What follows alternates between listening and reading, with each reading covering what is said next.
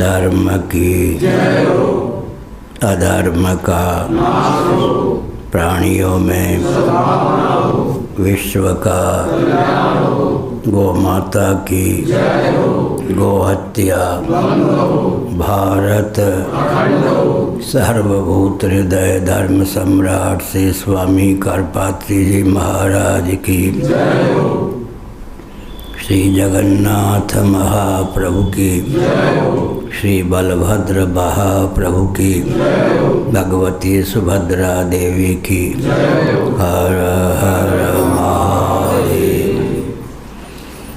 गोविंद जय जय गोपाल जय जय गोविंद जय जय गोपाल जय जय, राधा रमण हरि गोविंद जय जय राधा रमण हरि गोविंद जय जय, श्री कृष्ण गोविंद हरे मुरारे श्री कृष्ण गोविंद हरे मुरारे, ये नाथ नारायण वासुदेव ये नाथ नारायण वासुदेव, गोविंद जय जय गोपाल जय जय गोविंद जय जय गोपाल जय जय, राधा रमण हरि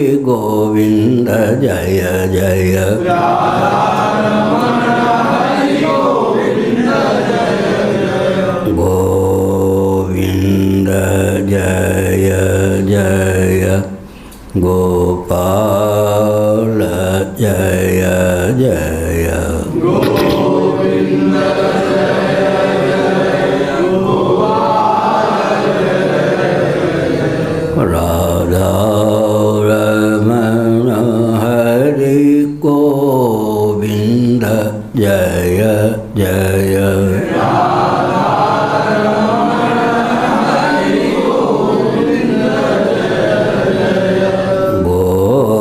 गोविंद जय जय गोपाल जय जय गोविंद जय जय गोपाल जय जय, राधा रमण हरि गोविंद जय जय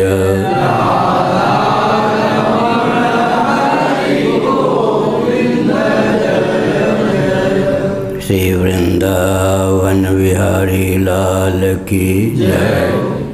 नमो माधव्य शंभो शिव शिव शिव शिव शिव शिव नारायण नारायण नारायण। चादर नहीं चाहिए? नहीं। ठीक है।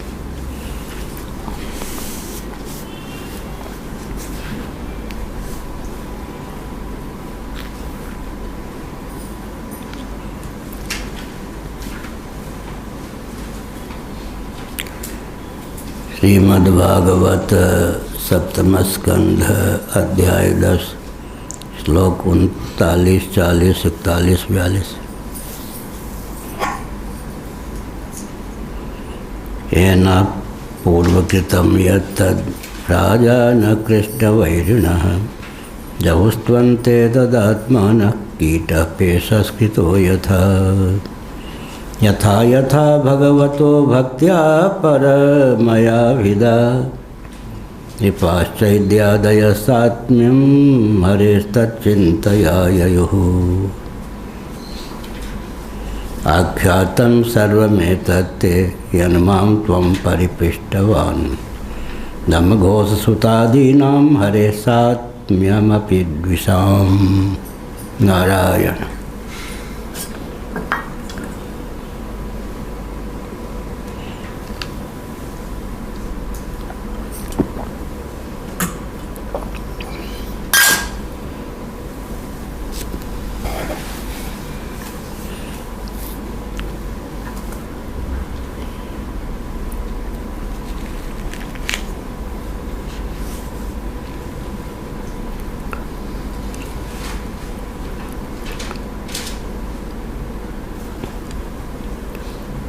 अविद्या, अस्मिता, राग, द्वेष, अभिनिवेश।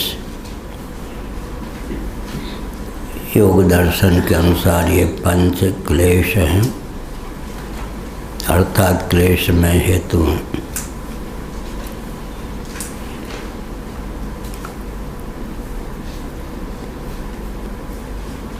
इनका अक्लिष्ट उपयोग सद जाए तो ये भी मारक न होकर तारक सिद्ध होते हैं।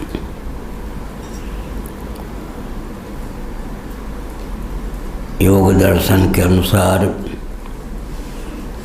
प्रमाण, विपर्यय, विकल्प, निद्रा, स्मृति, चित्तवृत्ति के 5 प्रभेद हैं।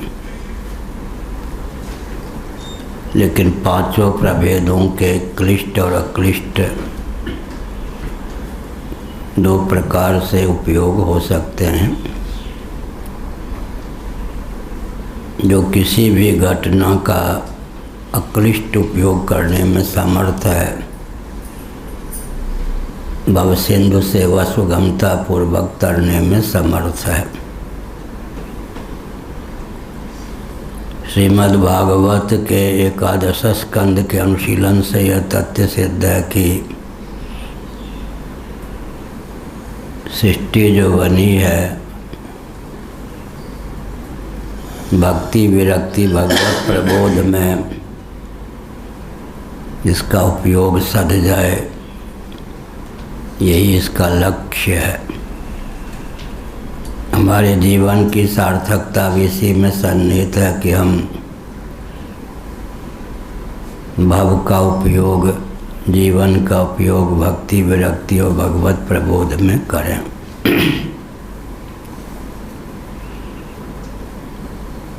एकादश स्कंध श्रीमद् भागवत में उदाहरण दिया गया, अभीष्ट भोजन की प्राप्ति हो जाने पर प्रतिग्रास में भूख की निवृत्ति होती है। एक ग्रास का सेवन करने पर भूख की निवृत्ति होती जाती है। देहेंद्रीय प्राणांतकरण परिपुष्ट होते जाते हैं, तृप्ति की समुपलब्धि भी होती जाती है।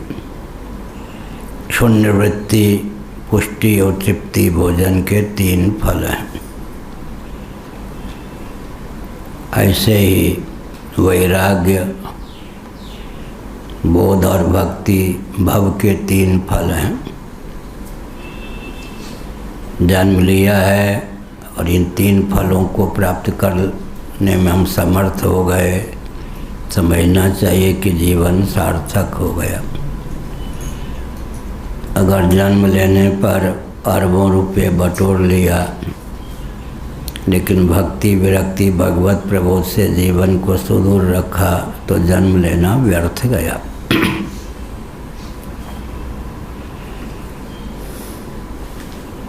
तो किसी भी घटना का उपयोग भक्ति में हो, विरक्ति में हो, भगवत प्रबोध में हो, तो घटना हमारे लिए सुखद हो सकती है। उदाहरण हमने दिया था, रावण ने विभीषण को लात मार दी। विभीषण ने उस लात का अच्छा उपयोग किया।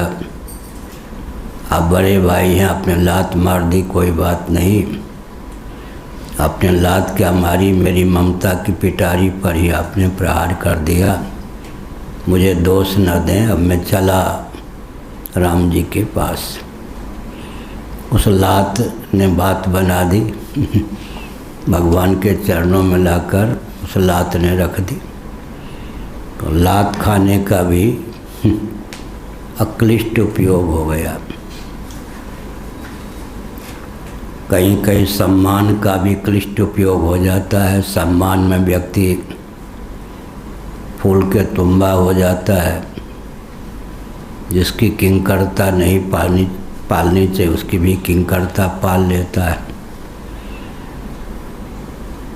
तो जीवन में किसी प्रकार की घटना हो तो परिस्थिति का उपयोग भक्ति विरक्ति भगवत प्रबोध में करें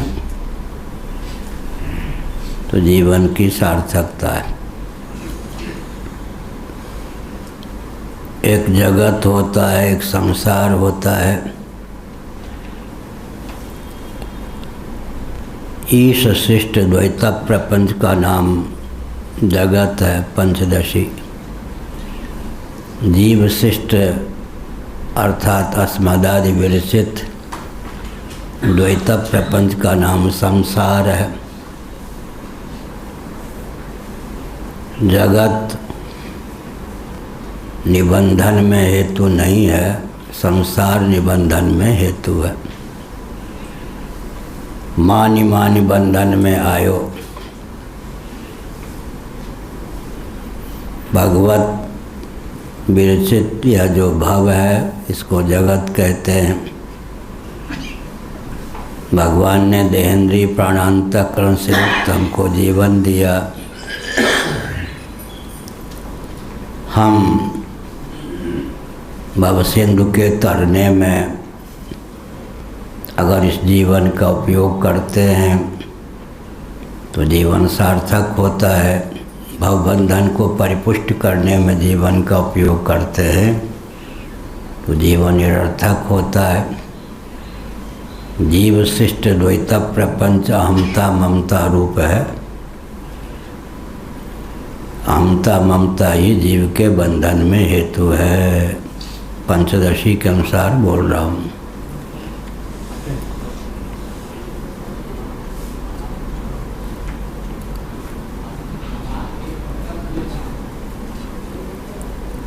हरौ वैरानुबंधेन पश्यतस्ते समीयतु। तो हमने संकेत किया कि वैर भाव सुमिरहि मोहि निशिचर।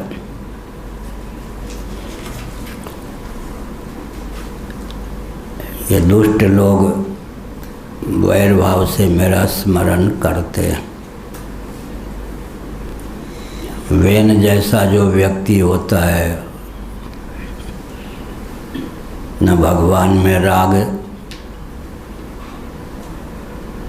सन्निहित कर पाता न द्वेष, उसकी स्थिति बहुत चिंतनीय होती है। येन केन प्रकारेण मन को भगवान में सन्निहित करना चाहिए। एक पंजाब परंपरा के संत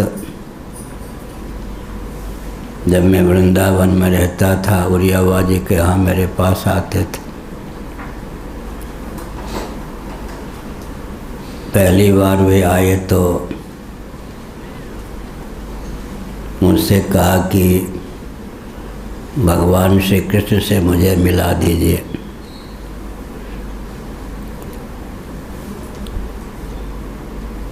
उनके इस वाक्य को सुनकर मैंने कहा आपको श्री कृष्ण तो मिल चुके हैं, क्योंकि आपकी जो वाणी है उस वाणी से मुझे यही लगता है कि श्री कृष्ण तो आपको मिलते हैं। बहुत रोने लगे, दम भी नहीं थे। उन्होंने कहा बात ठीक है, कई दिन हो जाते हैं जब नहीं मिलते हैं तो मैं मुट्ठी बांध के कहता हूँ अरे नंद के छोरे मारूंगा। तो मेरी आंखों के सामने आपाद मस्तक श्री कृष्ण दिखते हैं। तब मैं 2-3 दिनों तक प्राय रोता रहता हूँ। ताना कस के घूसा दिखा के मुट्ठी बांध के मारने की धमकी दे के प्रकट किया तो क्या प्रकट किया। बस मेरे पास यही एक साधन है, तो घूसा न तानना पड़े, ताना न देने पड़े, मुट्ठी न बांधनी पड़े, भगवान मिलते रहें, ऐसा कोई बानक बताइए। भगवान उनकी मुट्ठी पर ही रिझे हुए थे। ए नंद के मारूंगा। जो ही मैं क्रोध में आतुर होकर बोलता हूँ तो उन्होंने कहा आपाद मस्तक श्याम सुंदर छल छबीले नटनागर दिखते हैं। बाद में मैं बहुत रोता हूँ। भगवान को प्रकट किया तो क्या प्रकट किया, ताना कस के। अब भगवान उनके ताने पर ही प्रसन्न थे। किस बात से भगवान रीझ जाए तो उनके ऊपर निर्भर है। हरौ वैरान बंधे न पश्यतस्ते समीयतु। नारद जी ने कहा, युधिष्ठिर तुम्हारे सामने ही शिशुपाल की गति क्या हुई। भगवान में पूरी अष्टक सहित जीव कला उसकी विलीन हो गई। पूरी अष्टक का वर्णन मैंने पिछले दिनों किया पैंगलोपनिषद के अनुसार, और भगवान शंकराचार्य के द्वारा विरचित विवेक चूड़ामणि में पूरी अष्टक का वर्णन है। गीता प्रेस से विवेक चूड़ामणि हिंदी अनुवाद सहित प्रकाशित है। अपरोक्षानुभूति भी हिंदी अनुवाद सहित गीता प्रेस से प्रकाशित है। कर्मेंद्रिय पंचक, ज्ञानेंद्रिय पंचक, प्राण पंचक, अंतःकरण चतुष्टय, अंतःकरण पंचक, इनके उपादान तन्मात्र पंचक, अपंचीकृत पंचमहाभूत को ही तन्मात्र पंचक कहते हैं। ये 5 पंचक हो गए। अविद्या, काम और कर्म 3 और जुड़ गए। इन्हीं का नाम है पूरी अष्टक। अयोध्या, मथुरा, माया, काशी, कांची, अवंतिका, द्वारावती, ये 7 पुरियाँ। 8वीं पुरी जहाँ हम लोग बैठे हैं श्री जगन्नाथपुरी, 8 पुरियों में एक है। 7 पुरियों से अतिक्रांत। ये बाह्य पुरियाँ हैं। हमारे जीवन में भी 8 पुरियाँ हैं। कर्मेंद्रिय पंचक, ज्ञानेंद्रिय पंचक, प्राण पंचक, अंतःकरण चतुष्टय, अंतःकरण पंचक, इनके उपादान तन्मात्र पंचक, अविद्या, काम और कर्म। स्थूल और सूक्ष्म शरीर का संवेद स्वरूप ही पूरी अष्टक। इस पूरी अष्टक में ही परमात्मा जीव कला के रूप में अभिव्यक्त हैं, प्रत्यगात्मा के रूप में अभिव्यक्त हैं। साल में 2-4 बार भगवती सरस्वती की कृपा से मुँह से निकलता है। अभिव्यंग की अभिव्यक्ति अभिव्यंजक के अधीन होती है। अभिव्यंजक के तारतम्य से अभिव्यंग की अभिव्यक्ति में तारतम्य होता है। विद्युत की अभिव्यक्ति बल्ब और बादल के अधीन होती है। बल्ब और बादल के तारतम्य से विद्युत की अभिव्यक्ति में तारतम्य होता है। स्थूल शरीर, इसके बाह्य भाग में पंच कर्मेंद्रियों को, पंच ज्ञानेंद्रियों को व्यक्त करने के संस्थान हैं। भीतरी भाग, अभ्यंतर भाग में अंतःकरण और प्राणों को व्यक्त करने के संस्थान हैं। हमको आपको जो स्थूल शरीर प्राप्त है, इसमें अद्भुत चमत्कृति है। समग्र लिंग शरीर या सूक्ष्म शरीर का यह भी व्यंजक संस्थान है। सूक्ष्म शरीर कारण शरीर का भी व्यंजक संस्थान है। कारण शरीर जीव का भी व्यंजक संस्थान है। जीव जगदीश्वर का भी व्यंजक संस्थान है। जगदीश्वर ब्रह्म का भी व्यंजक संस्थान है।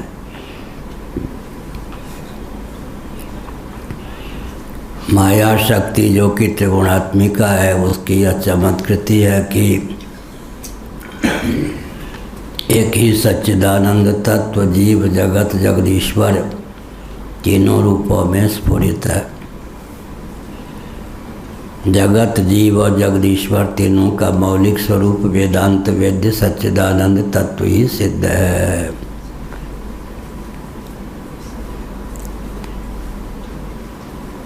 कीटः पेशस्कृतो यथा भृंगी कीटन्याय। भयपूर्वक, रागपूर्वक, द्वेषपूर्वक, अभिनिवेशपूर्वक किसी भी ढंग से मन भगवदाकार होना चाहिए।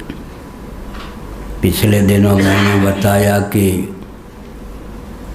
पंच क्लेश जो योग दर्शन के अनुसार हैं, अविद्या, अस्मिता, राग, द्वेष, अभिनिवेश, ये भी तारक बन जाते हैं। तारक माने तारने वाले। मेरी दृष्टि में भगवान के अवतार को मानने पर पंच क्लेश तारक बन जाते हैं। जो भगवान का अवतार नहीं मानते उनके लिए भव सिंधु तरना बहुत कठिन है। कल मैंने कहा प्रीति विशिष्ट विद्या का नाम वात्सल्य रस होता है। यशोदा जी में, कौशल्या जी में वह सन्निहित है। प्रीति विशिष्ट विद्या शब्द रचना हमारी है, इसलिए अर्थ भी हम ही करेंगे तो समझ में आएगा। लाला को नहलवा धुला के नज़र न लग जाए टोन ऐसे काजल लगा देती है माँ।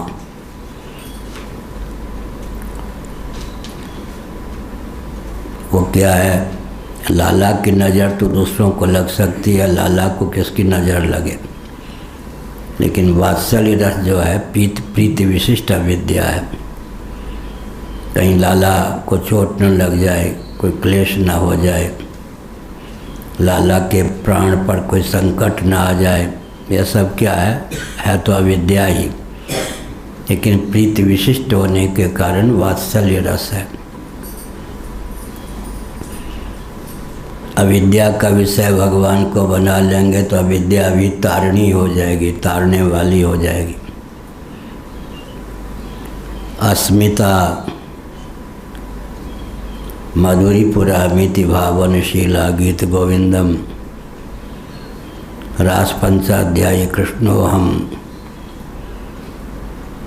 अस्मिता का विषय भगवान बन जाए तो अस्मिता भवतारक हो जाती है। राग का विषय भगवान बन जाए तो राग भी तारक हो जाता है।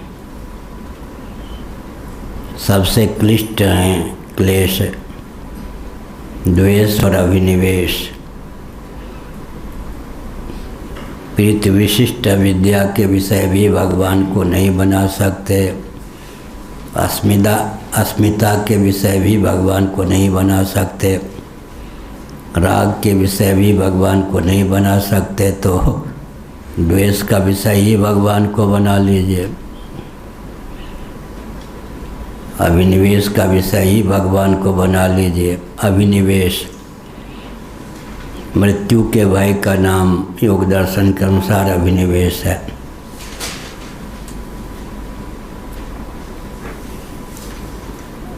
अब अभिनिवेश का क्लिष्ट उपयोग नहीं, अक्लिष्ट उपयोग कैसे करेंगे।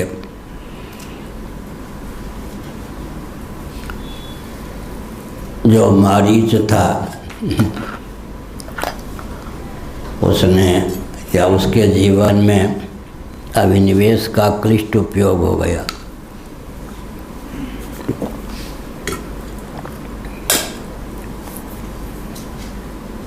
और राम मुझे मारे बिना नहीं रहेगा। नहीं, राम को मैं मारे बिना नहीं रहूँगा। अभिनिवेश।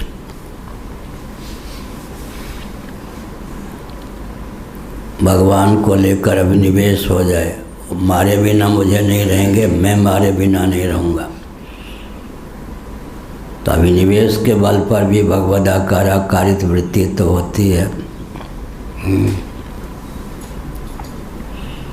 द्वेष के विषय भी भगवान को बना लेंगे तो काम बन ही जाएगा।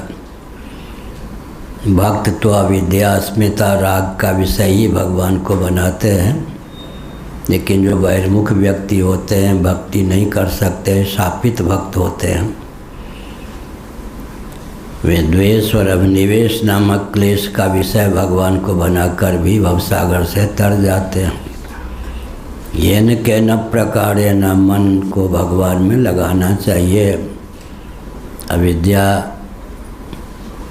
मूलक सही, अस्मिता हेतुक सही, राग हेतुक सही, द्वेष हेतुक सही, अभिनिवेश हेतुक सही।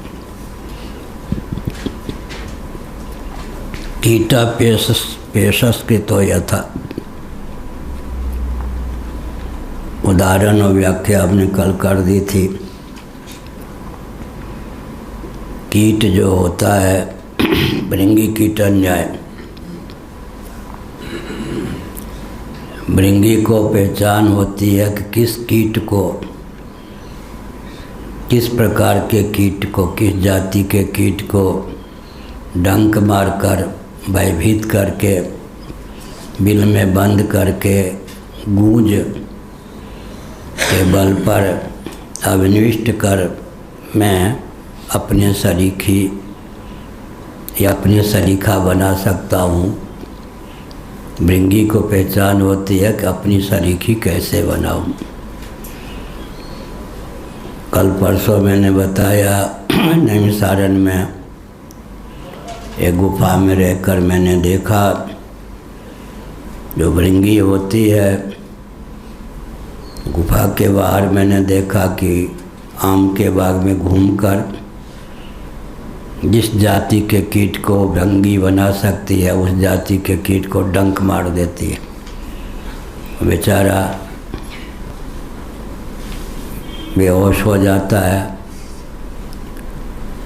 उस दशा में वो उसको लाद कर ले आती है, बिल में बंद करके पाँवों से बिल को मिट्टी से भर देती है।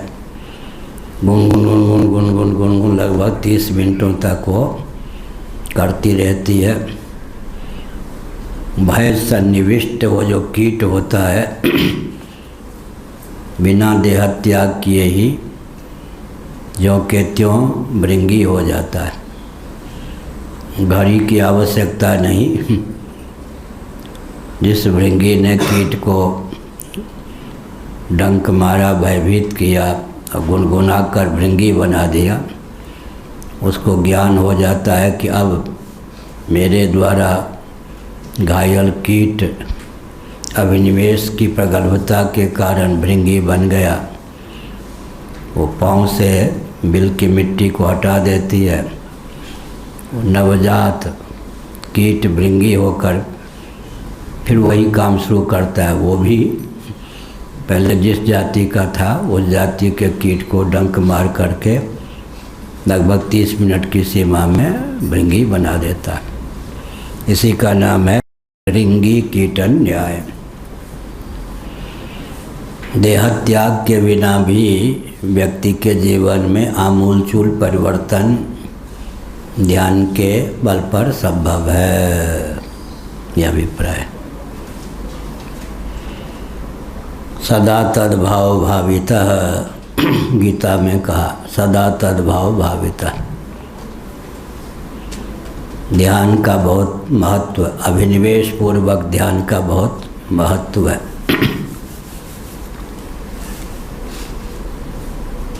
सदा तद्भाव भावितः। यथा यथा भगवतो भक्त्या परमया विदा नृपाश्च इत्यादय सात्मम हरेस्तच्चिंतया ययो। 40वां।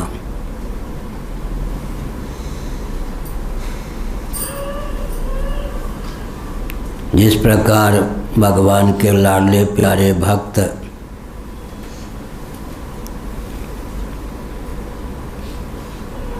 अनन्य भक्ति के द्वारा भगवत स्वरूप को प्राप्त कर लेते हैं, उसी प्रकार शिशुपाल आदि राजा भी भगवान के वैर भावजन्य अनन्य चिंतन से भगवत सारूप्य को प्राप्त हो गए। सायुज्य मोक्ष सारूप्य मोक्ष, सामीप्य मोक्ष, सालोक्य मोक्ष, साष्ठी मोक्ष, कैवल्य मोक्ष की चर्चा पिछले दिनों हमने की। मुक्तिकोपनिषद में 108वीं उपनिषद, अंतिम उपनिषद जो है मुक्तिकोपनिषद, उसमें मुक्ति के प्रकार का वर्णन है। साष्ठी मोक्ष का उल्लेख बृहदारण्यक उपनिषद में। साष्ठी मोक्ष ऐश्वर्य प्राप्ति की भावना से जब भगवान की आराधना करते हैं, इंद्रादि पद को प्राप्त होते हैं, ऐश्वर्य की प्रचुर अभिव्यक्ति जीवन में होती है, इसी का नाम साष्टी मोक्ष।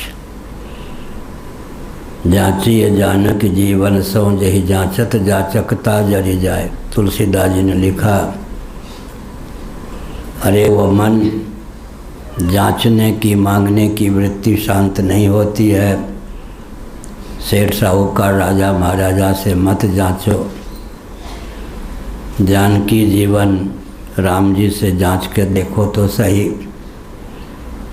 मन ने मानो प्रश्न कर दिया, संसारी व्यक्ति से मांगूं या साक्षात जगदीश्वर भगवान से मांगूं। मांगना तो मांगना ही है, अंतर क्या है। तुलसीदास जी ने मन को समझाया, कण भर मांगोगे तो मन भर भगवान देंगे। ऐसो को उदार जग माही, बिन सेवा जो द्रव्य दीन पर राम सरिस को नाही। मन भर देने पर भी भगवान का मन नहीं भरेगा, अपने आप को भी सौंप देंगे। आर्त अर्थार्थी भक्त पर भी भगवान स्वयं को न्योछावर कर देते हैं। यही जांचत जाचकता जरी जाए, कण भर मांगोगे मन भर देंगे, फिर भी भगवान का मन नहीं भरेगा। मेरा ही इसने भजन किया, अर्थ होकर सही, अर्थार्थी होकर सही। इस त्याग पर भगवान रीझ कर अपने आप को भी सौंप देंगे। इतना देंगे कि जांचने की भावना ही शांत हो जाएगी। अर्थार्थी को जिज्ञासु बना देना, जिज्ञासु को ज्ञानी बना देना, ज्ञानी को पंचम पुरुषार्थी प्रेमी बना देना भगवान का स्वभाव है। तेषामेवानुकंपार्थमहम अज्ञानजं तमः नाशयाम्य आत्मभावस्थो ज्ञान दीपेन भास्वता। या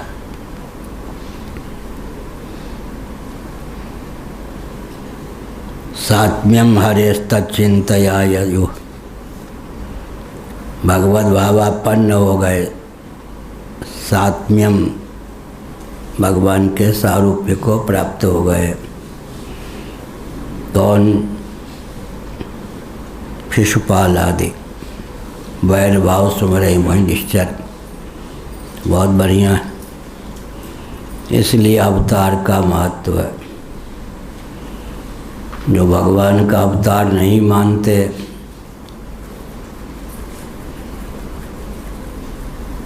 उनके यहाँ भवसिंधु तरना कठिन है। ऐसे व्यक्ति भवसिंधु सुगमता पूर्वक नहीं तर सकते, क्योंकि भगवान का अवतार मानेंगे तो भगवान को सगुण साकार मानेंगे।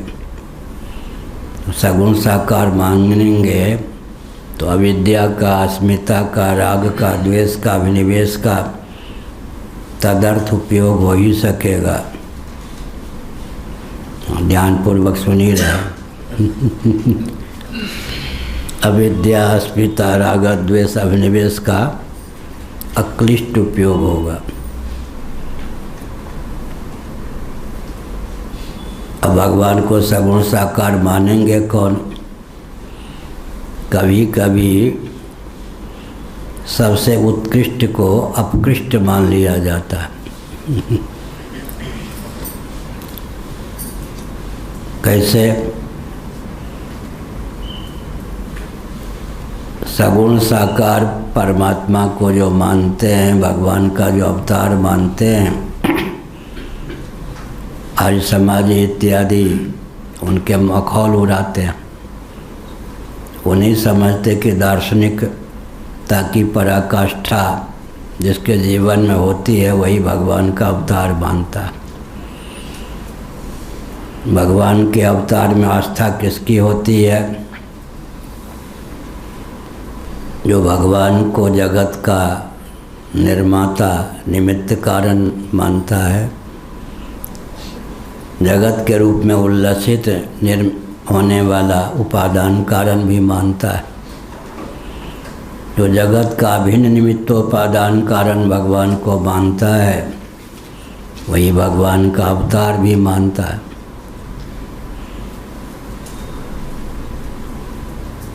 मैंने कई बार बताया, आज समाजी सज्जन भगवान को अवतार नहीं मानते तो सगुण निराकार ही उनका भगवान होता है। उनका भगवान जगत बना सकता है, जगत बन नहीं सकता, इसलिए अवतार भी नहीं ले सकता। वैशेषिकों का ईश्वर भी सगुण निराकार ही होता है, उनका ईश्वर भी जगत बना सकता है, जगत बन नहीं सकता, तो साक्षात अवतार नहीं ले सकता। आज समाजियों के यहाँ तो मुक्त जीव ही अवतार लेता है, भगवान का अवतार होता ही नहीं। वैशेषिक भी नैयायिक भी।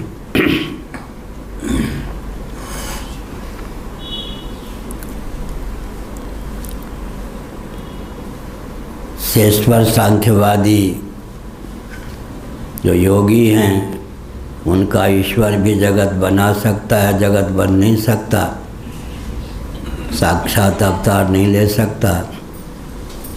बाइबल और कुरान की सीमा का ईश्वर भी जगत बना सकता है, जगत बन नहीं सकता, तो साक्षात अवतार नहीं ले सकता। दार्शनिक धरातल पर जिनका ईश्वर जगत बनाता है, जगत बन नहीं सकता, उनका ईश्वर सगुण निराकार ही होता है। कदाचित बाइबल कुरान के अनुसार कोई अपने गॉड खुदा ईश्वर को दाढ़ी मूंछ वाले भी मान लें, वहाँ दर्शन सांकर्य प्राप्त है। सिद्धांत यही है कि जिनका ईश्वर जगत बना सकता है, बन भी सकता, उनका ईश्वर सगुण साकार भी होता है। जिनका ईश्वर जगत बना सकता है, बन नहीं सकता, उनका ईश्वर सगुण निराकार होता है।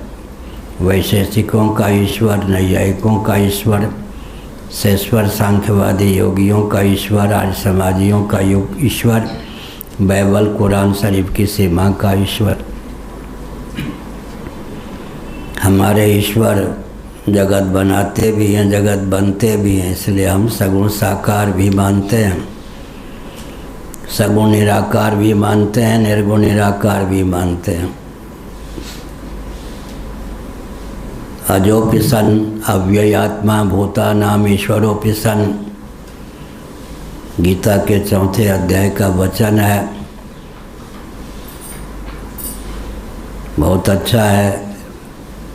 अजोपि सन् अव्ययात्मा, अज और अव्ययात्मा कहकर भगवान ने अपने निर्गुण निराकार स्वरूप को इंगित किया। भूतानाम ईश्वरोपि सन्, भूतों का ईश्वर हूँ, प्रकृति का भी नियामक हूँ कहकर भगवान ने अपने सगुण निराकार स्वरूप को ख्यापित किया। संभवामि युगे युगे संभवामि आत्ममाया कहकर भगवान ने अपने सगुण साकार स्वरूप को ख्यापित किया। हमारे भगवान का अर्थ क्या होता है?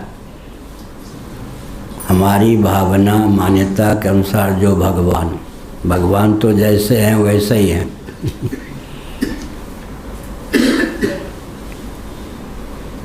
वस्तु शक्ति ज्ञान की अपेक्षा नहीं रखती। श्रीधर स्वामी जी ने अजामिलोपाख्यान के संदर्भ में इस भाव को व्यक्त किया।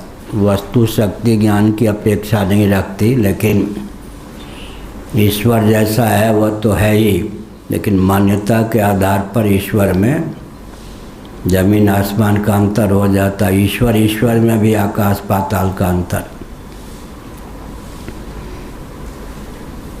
एक दो दिन पहले मैंने बताया आत्मा आत्मा में भी अंतर। इसका अर्थ आत्मा की मान्यता में आकाश पाताल का अंतर है। वैशेषिकों का जो आत्म तत्व है, न सत है, न चित है, न आनंद है। सत्ता सामान्य के योग से सत्य है, स्वतः सत्य नहीं। ज्ञान नामक गुण के योग से चित्त है, स्वतः चित्त नहीं। आनंद नामक गुण के योग से आनंद है, सुख नामक गुण के योग से आनंद है, स्वतः आनंद नहीं। लो जी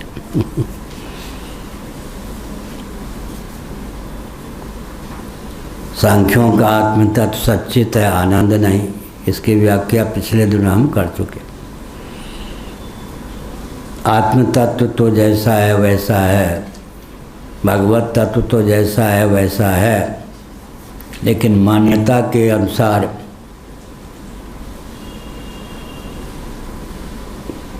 बहुत विभेद हो जाता है। इसलिए परंपरा से वेदादि शास्त्रों का अध्ययन हो तो जगत का, जीव का, जगदीश्वर का, ब्रह्म का यथार्थ स्वरूप समझ में आता है। परंपरा प्राप्त विधा से जिनको वेदादि शास्त्रों का अध्ययन नहीं है, अपना तो बंटाढार करते ही हैं, उनके श्रोताओं का बंटाढार हो जाता है।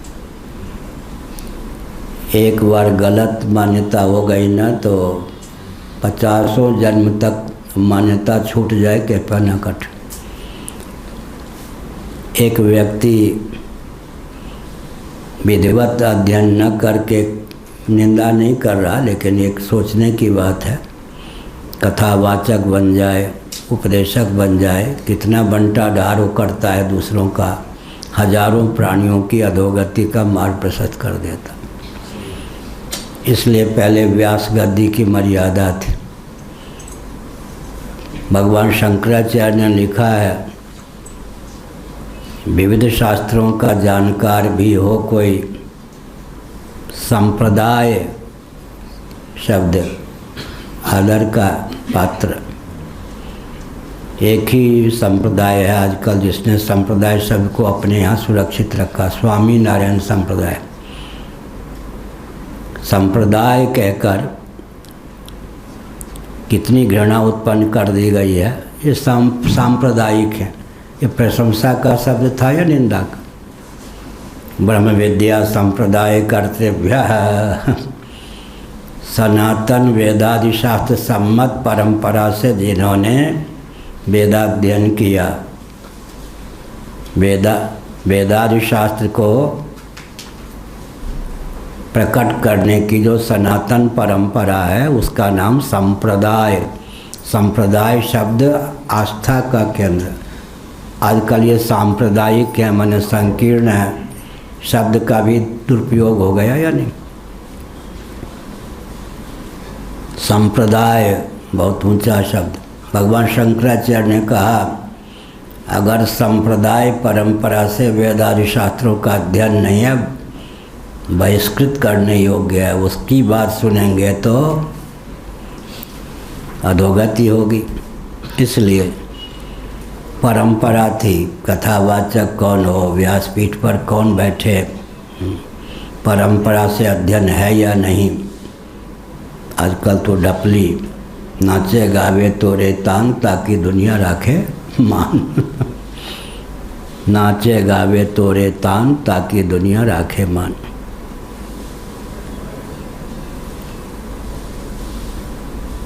सात्म्यम हरे तच्चिंतया ययो। शिशुपाल आदि चिंतन के बल पर, वैर भाव और अभिनिवेश के बल पर भगवान के सात्म्य को, आत्मभाव को, सारूप्य को प्राप्त हो गए। भगवान में ही मिल जाना सायुज्य मोक्ष है। भगवान के समान चतुर्भुत इत्यादि प्राप्त हो जाना कौस्तुभ मणि के अतिरिक्त सब कुछ भगवत भावापन्न हो जाता है। कौस्तुभ मणि प्राप्त नहीं होती। कौस्तुभ मणि जो है वो कोई धागे में पिरो के भगवान पहनते हो ऐसा नहीं, स्वाभाविक चिन्ह है। जो भगवान के सारूप्य को प्राप्त भक्त होते हैं, कौस्तुभ मणि तो अनन्य लभ्य है, केवल भगवान के ही हृदय पर सुशोभित है। जीव तत्व का ही द्योतक है कौस्तुभ मणि। कृष्णोपनिषद का अध्ययन करने पर, श्रीमद् भागवत के 12वें स्कंद के एक अध्याय का अध्ययन करने पर भगवान के आयुध कौस्तुभ मणि आदि, पीताम्बर आदि का तात्विक दार्शनिक स्वरूप समझ में आता है। योग माया ही पीताम्बर के रूप में उल्लसित है। भगवान का जो श्री विग्रह, उसमें परिधान इत्यादि जो हैं वे सब जीव अधिदैव इन सब के द्योतक हैं। कौस्तुभ व्यपदेशेन, कौस्तुभ के व्याज से भगवान ने जीव तत्व को ही धारण किया है। कृष्णोपनिषद श्रीमद् भागवत के 12वें स्कंद में भी एक अध्याय है। यह रूपक नहीं है, वस्तु स्थिति है। भगवान का जो श्रृंगार है अधिभूत अध्यात्म अधिदैव सार सर्वस्व है। भगवान परमात्मा हैं, उनके श्री विग्रह में आभूषण, वस्त्राभूषण, अलंकार, ये सब क्या है? अधिभूत अध्यात्म अधिदैव सार सर्वस्व हैं। नृपाश्चैद्यादय सात्म्यम हरेस्तच्चिन्तया ययो आख्यातं सर्वमें तत्ते यन्मां त्वं परिपृष्टवान् दमघोषुतादीनां हरे सात्म्यमपि द्विषाम्। नारद जी ने कहा, युधिष्ठिर, तुमने मुझसे जो पूछा था, भगवान से द्वेष करने वाला शिशुपाल, उसी के समान अन्य दैत्य, उनको भगवान की प्राप्ति कैसे हुई, भगवत सारूप्य को कैसे प्राप्त हो गए, इसका उत्तर मैंने दे दिया। अवतार कथा पुण्या वधो यत्रादिदैत्यो प्रहलादस्यानुचरितं महाभागवतस्य च भक्तिर्ज्ञानं विरक्तिश्च यथात्म्यं चास्य वै हरेः। यहाँ भी 3 शब्द आया, भक्ति, ज्ञान और विरक्ति। भक्ति ज्ञानम विरक्तिश्च, बहुत बढ़िया। भक्ति विरक्ति भगवत प्रबोध एकादश स्कंद में लिखा गया। यहाँ भक्ति ज्ञान और विरक्ति, भगवत प्रबोध के स्थान पर ज्ञान है, बहुत बढ़िया। भक्ति ज्ञानम विरक्तिश्च यथात्म्यम चास्य वै हरेः।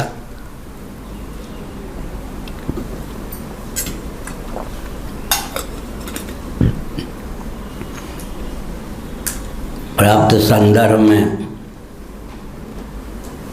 भगवान के परम भक्त भक्त प्रवर प्रहलाद का चरित्र मैंने बताया। नारद जी ने कहा, भक्ति ज्ञान और वैराग्य का स्वरूप बताया। जगत की उत्पत्ति स्थिति समृद्धि किस प्रकार भगवान से होती है, इस तथ्य को भी मैंने बता दिया।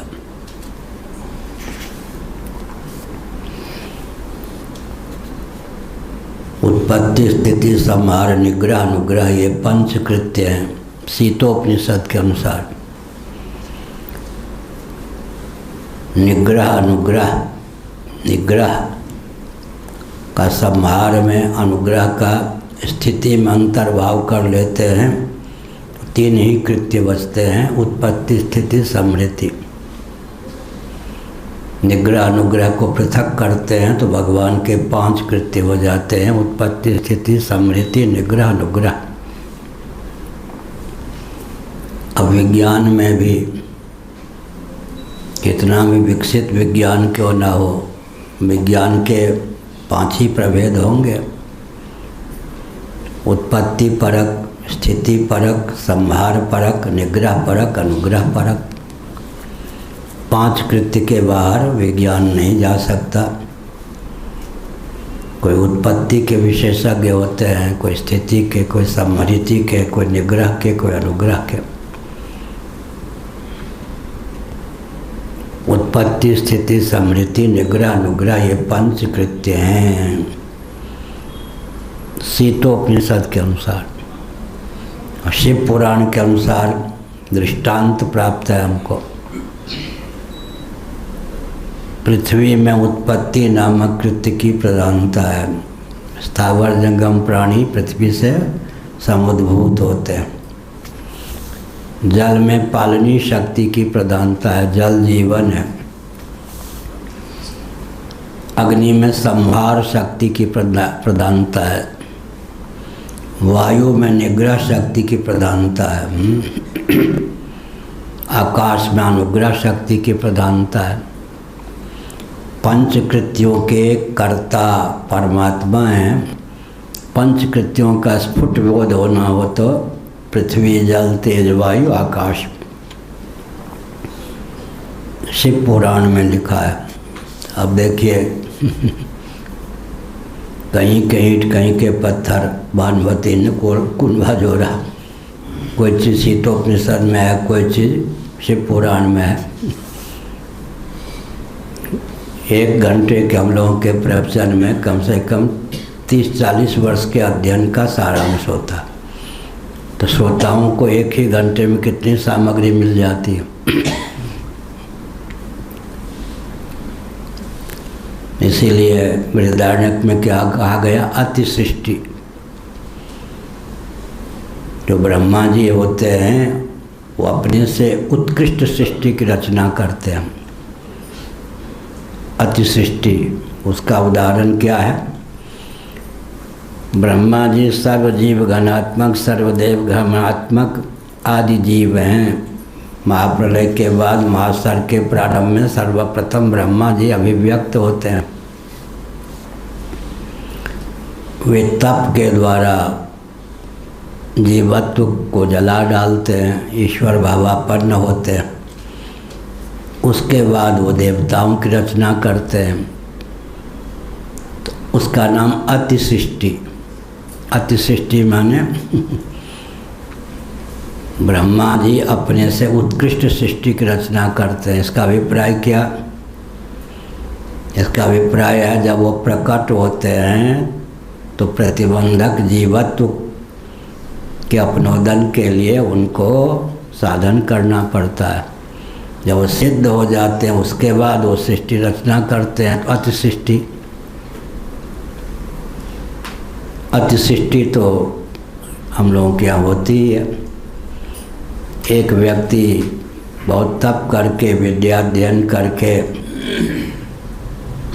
अपने अज्ञान का अपनोदन करके विविध विषयों का ज्ञान प्राप्त करता है और विद्यार्थी को, शिष्य को, श्रोता को ज्ञान मिल जाता है। एक भोजन बनाने वाली या भोजन बनाने वाला अग्नि के सामने 3-4 घंटे अपने को रख के तपाता है या तपाती है और बढ़िया क्या क्या पराठे, पूरी, क्या क्या घेवर, हलवा, ये सब भोजन दिव्य। लो जी, पाने वाले को क्या लगता है? हजम कर जाओ। जिसने बनाया उससे पूछो ना कितना परिश्रम पड़ा है। दही बड़ा और झटपट से नमक ज़्यादा हो गया, मीठा कम, लो आपकी जीभ आपके बस में। उससे पूछो ना जिसने 5 घंटे भोजन बनाया, आपने झट से टिप्पणी कर दी टिप्पणी कर दी। अति सृष्टि हुई या नहीं? अति सृष्टि, इसका मतलब क्या है? अगर कोई गुरु बेईमान नहीं है तो हर गुरु की भावना होती है कि हमारे शिष्य हमसे भी योग्य बने। गुरु तपस्या करके, ये जो जितने वैज्ञानिक हैं एक दिन में बन गया होगा क्या? ये जो माइक बिजली का विज्ञान, ये सब कई 100 वर्ष में विकसित होते हैं एक एक विज्ञान। क्या एक एक विज्ञान कला का विकास 100 वर्षों में होता है, कई परंपरा में, उससे हम लोग लाभान्वित होते हैं। इसलिए समष्टि के प्रति क्या होना चाहिए? कृतज्ञता का भाव होना चाहिए। किसान से पूछो ना, गेहूँ, जौ, चना, मूंग और क्या उड़द, इन सब की खेती, अरहर की खेती कैसे होती, लेकिन सारी सामग्री हमारे पास आती है भोजन बन के। किसानों की देन, भोजन बनाने की वाले की देन। कोई मसाला कहीं से, कोई चीज़ कहीं से, कोई कहीं चीज़ कहीं से। अति सृष्टि ही तो है ना। जीवन में जो विकास होता है अति सृष्टि का द्योतक है। तो समय हुआ प्रहलादस्य अनुचरितम महाभागवतस्य च भक्तिर्ज्ञानम विरक्तिश्च याथात्म्यम चासे वही हरे।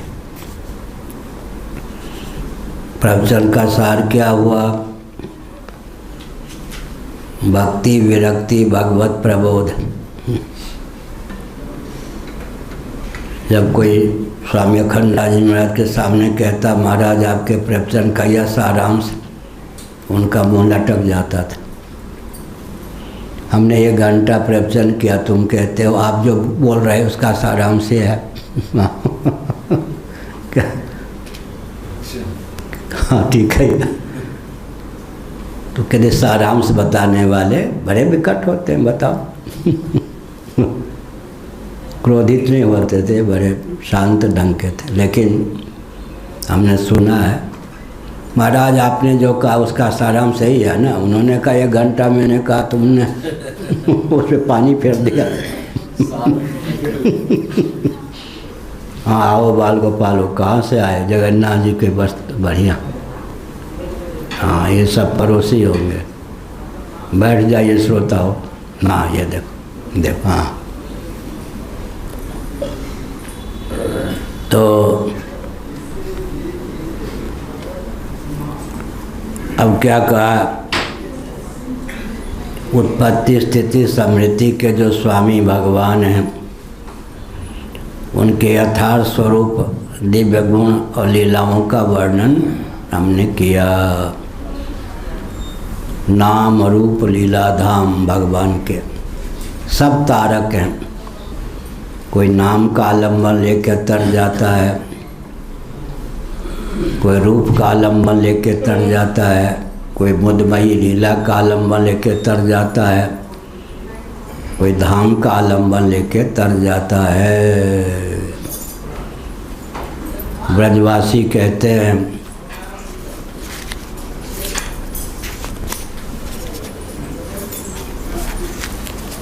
क्या कहते हैं? राधा रानी विश्वानुनंदिनी निभृत निकुंजेश्वरी थी। एक कन्हैया श्री कृष्ण ने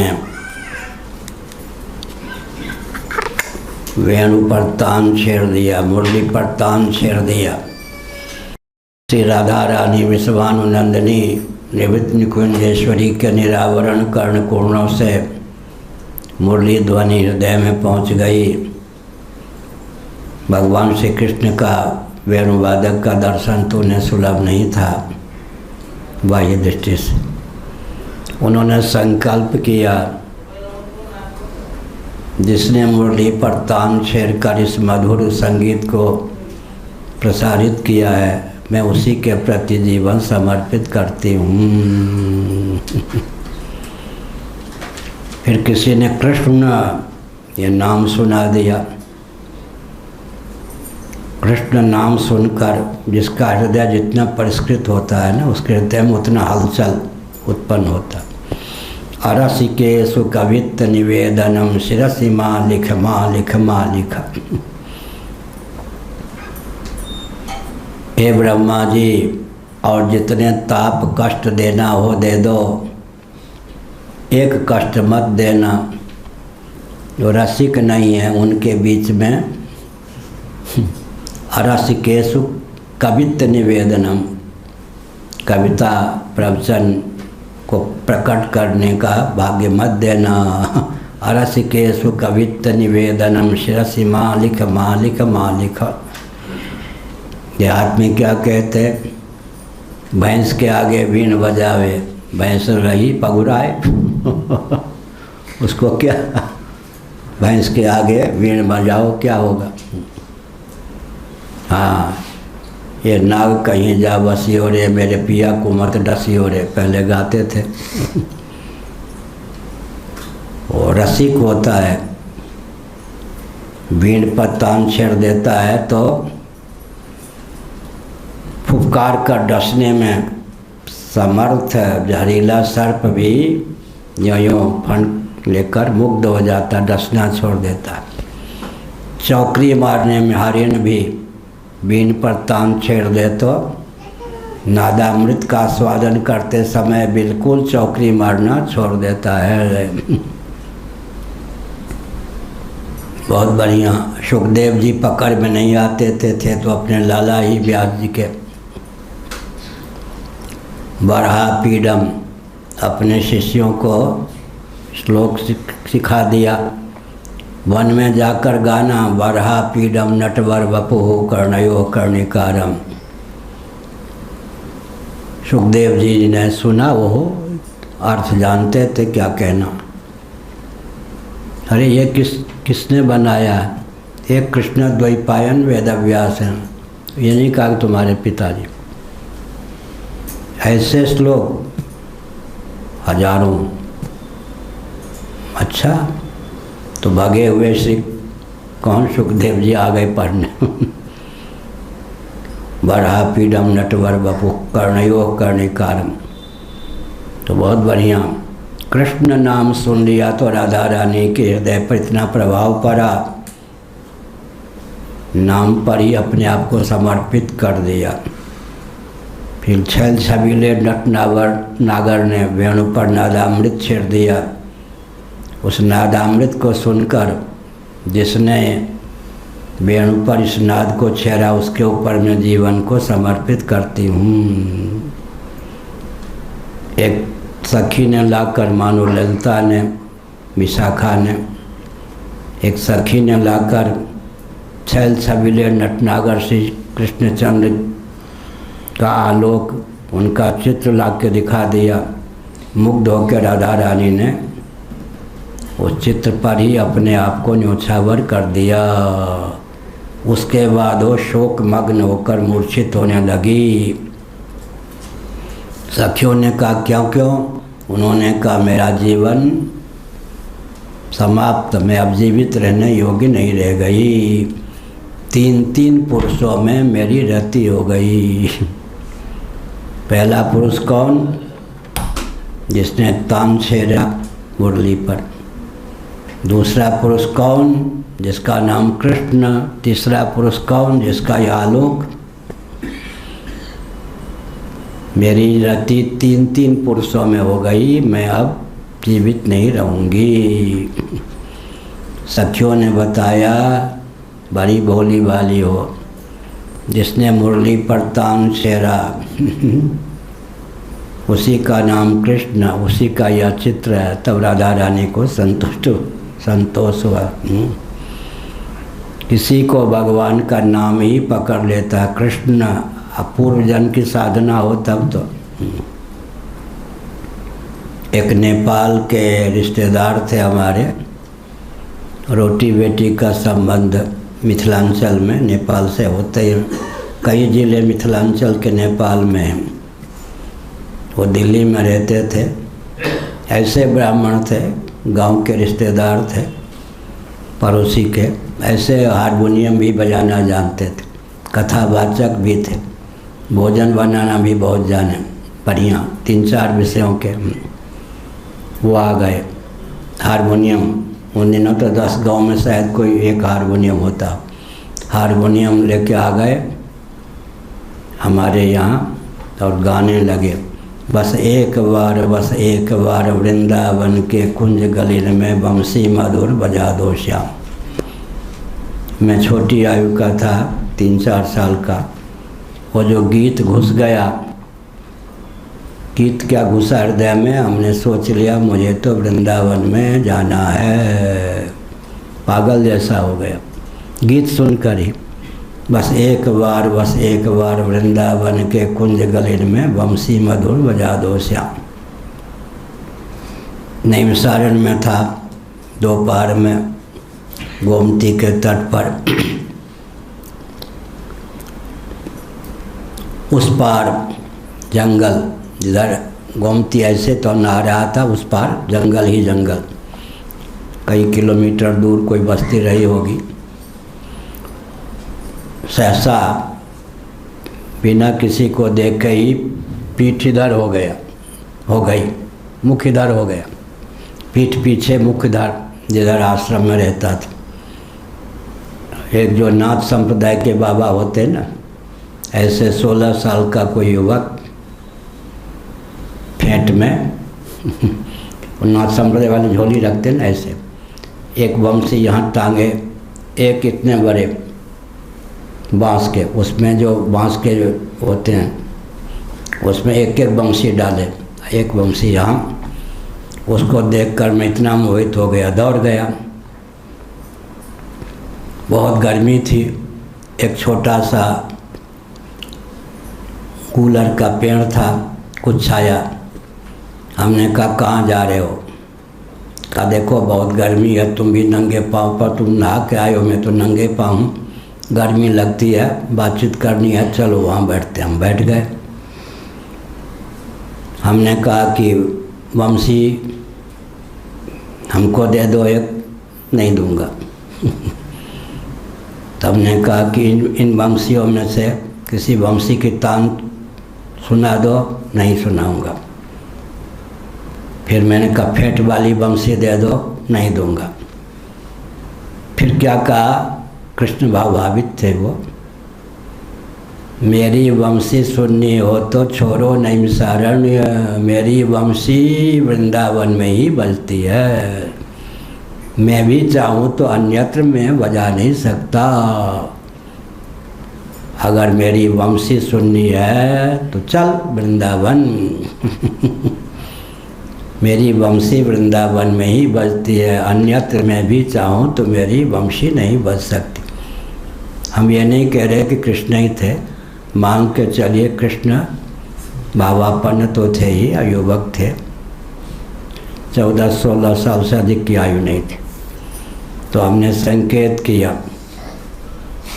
किसी को नाम ही किसी के चित्त को अच्छा सब अच्छे हो गया ज़्यादा, किसी को भगवान का नाम ही हर लेता है चित्त को, किसी को रूप, कोई लीला के चपेट में आ जाता है, कोई धाम के चपेट में। एक व्यक्ति अपने कक्ष की सुरक्षा के लिए करंट फैला रखा हो, जो जहाँ छुएगा वहीं से पकड़ में आ जाएगा। भगवान ने जीवों को पकड़ने के लिए, अपनी ओर खींचने के लिए नाम, रूप, लीला, धाम। कोई धाम, एक संत एक थे ब्रह्मचारी जी, बहुत अच्छे विद्वान, हरियाणा भिवानी के। उन्होंने तीर्थ यात्रा के लिए चुना कि वृंदावन में जाऊंगा, वहाँ से प्रारंभ करूंगा भारत के प्रमुख तीर्थों की यात्रा। वृंदावन में आए, वृंदावन ने ऐसा पकड़ लिया, उन्होंने कहा सब तीर्थ यात्रा पूरी हो गई, अंतिम सांस तक यहीं रहूँगा। ऐसा किसी को धाम ही पकड़ लेता है, किसी को रूप पकड़ लेता है, किसी को लीला पकड़ लेती है, किसी को नाम ही पकड़ लेता है। अब जिसको भगवान के न रूप पकड़े, न नाम पकड़े, न लीला पकड़े, न धाम पकड़े, सुरा सुंदरी पकड़ ले तो वो तो अत्यंत निकृष्ट है। तो बस एक बार वृंदावन के कुंज गलिन में मुरली मधुर बजा दो श्याम। जिसने मुझे पकड़ लिया, मैं तो वृंदावन जाऊंगा, मैं तो वृंदावन जाऊंगा, मैं तो वृंदावन जाऊंगा, भगवान ने समय पर वृंदावन में रख भी दिया। श्री राम जय राम जय जय राम।